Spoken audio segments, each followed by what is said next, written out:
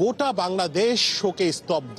তার যেই অবদান সেটি কোনোভাবেই ভুলবার মতো নয়। বর্তমান রাজনীতিতে সবচেয়ে বড় যিনি অভিভাবক, তিনি কিন্তু না ফেরার দেশে, যিনি কোনোদিন আপোস করেননি, কোনোদিন আপোস করতে শিখেননি। এই শত অন্যায় নির্যাতনের পরও তাকে কিন্তু দেশ ছাড়া করা যায়নি। তিনি দেশের মানুষ, দেশের রাজনীতির কথা চিন্তা করে পুরো জীবনটি কিন্তু দেশে কাটিয়ে দিয়েছেন। আমি এভার কেয়ারে আছি এবং এভার কেয়ারে প্রায় 1 মাস 6 দিন হাসপাতালে চিকিৎসাধীন থাকার পর আজ ভোর 6টায় এই দেশনেত্রী খালেদা জিয়ার উনি মারা গেলেন এবং তার এই মৃত্যুতে শোকস্তব্ধ কিন্তু পুরো এভার কেয়ারের আশপাশে যত নেতাকর্মীরা রয়েছেন তারা তথা পুরো দেশ। আমরা দেখছিলাম যে অসংখ্য নেতাকর্মীরা এখানে এসেছিলেন প্রিয় মানুষটির বিদায় কিন্তু তারা কান্নায় ভেঙে পড়েছেন, সেরকম দৃশ্য কিন্তু আমরা দেখেছি। আগামীকাল বাদ জোহর কিন্তু জানাজা অনুষ্ঠিত হবে মানিক মিয়া এভিনিউতে।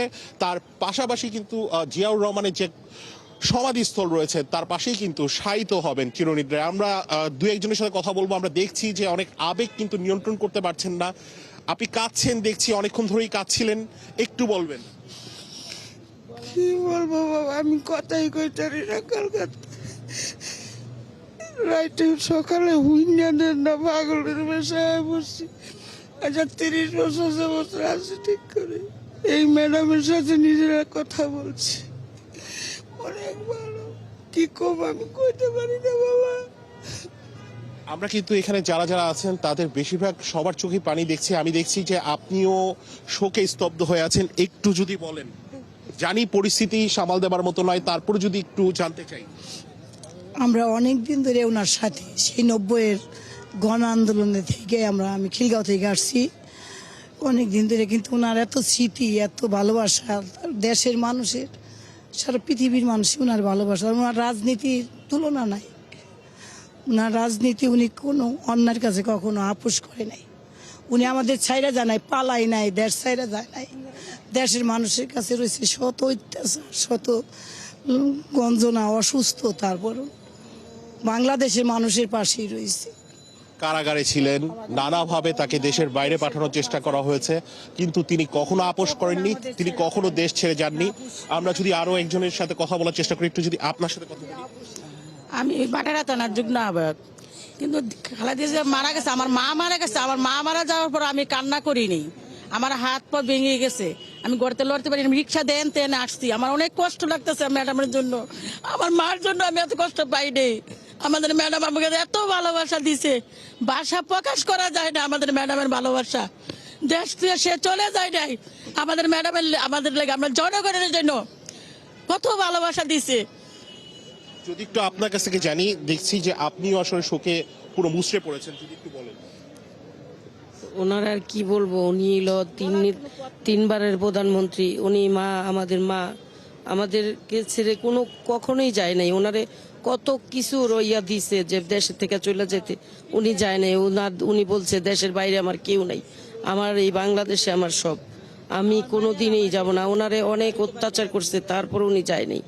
ওনার কাছে বলার আমি কিন্তু আছি হচ্ছে সাধারণ মানুষেরা যেখানে ভিড় করছেন, এখানে কিন্তু কড়া নিরাপত্তা ব্যবস্থা রয়েছে এবং সেই জায়গাটিতে কিন্তু আমি দাঁড়িয়ে রয়েছি এবং আমরা কিন্তু দেখছি যে কিছুক্ষণ পর পর মানুষজন আসছেন। যত নিরাপত্তা বাধাই থাকুক, প্রিয় নেত্রীর এই মৃত্যু তাদেরকে টেনে নিয়ে আসছেন এবং এই যে পুরো চারপাশ রয়েছে সেখানে কিন্তু বলা যায় যে শোকে স্তব্ধ, লোকে লোকারণ্য।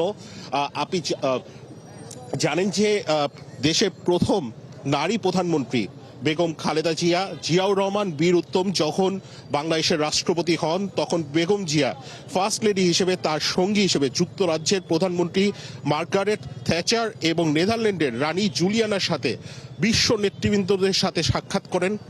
1981 সালের ব্যর্থ অভ্যুত্থানের রাষ্ট্রপতি জিয়ার শাহাদাত বরণের পর তিনি 1982 সালের 2রা জানুয়ারি সাধারণ সদস্য হিসেবে বিএনপিতে যোগদান করেন।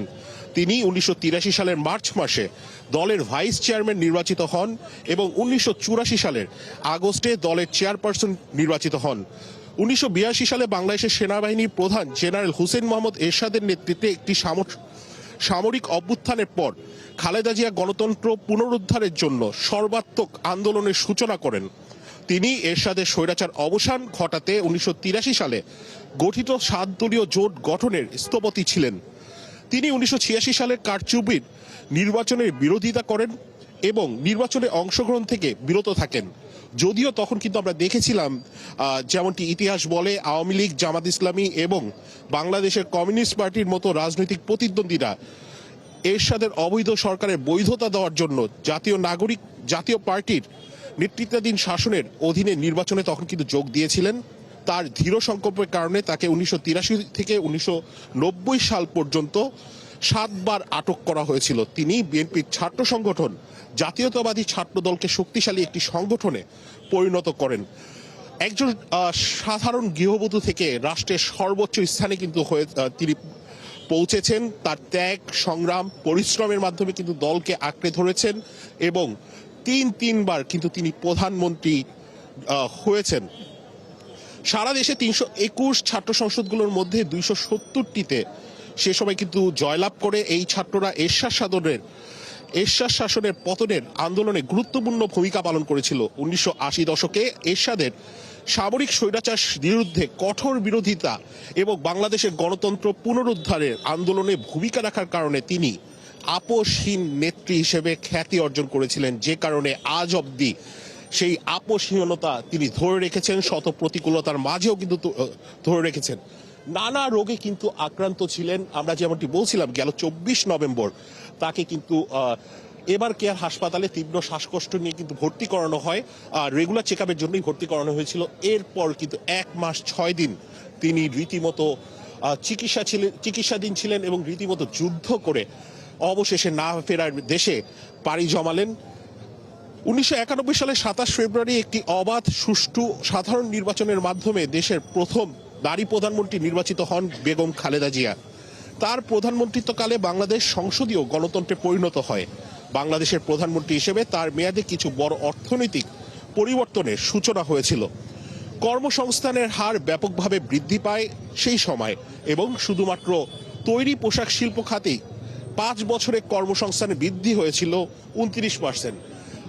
এমন কিন্তু নানা ধরনের কথা বলে যেগুলো শেষ করা যাবে না, ঠিক সেরকমই কিন্তু অবস্থান খালেদা জিয়ার। তার যেই অভাব, তিনি চির অমর হয়ে রইবেন। তার এই অভাব রাশেদ আনিস, আপনার মাধ্যমে আমরা আসলে দেখছিলাম সাধারণ মানুষ আবেগে আসলে কোনো রকমভাবে বেগম খালেদা জিয়ার চলে যাওয়াটি মেনে নিতে পারছে না। তারা যেভাবে আবেগ প্রকাশ করছেন সেটি সত্যি শোকাবহ একটি দিন বাংলাদেশের জন্য, বাংলাদেশের রাজনীতির জন্য, বাংলাদেশের মানুষের জন্য। কারণ বেগম খালেদা জিয়া দ্বিতীয়বার আর হবেন না কেউ এবং আসবেও না।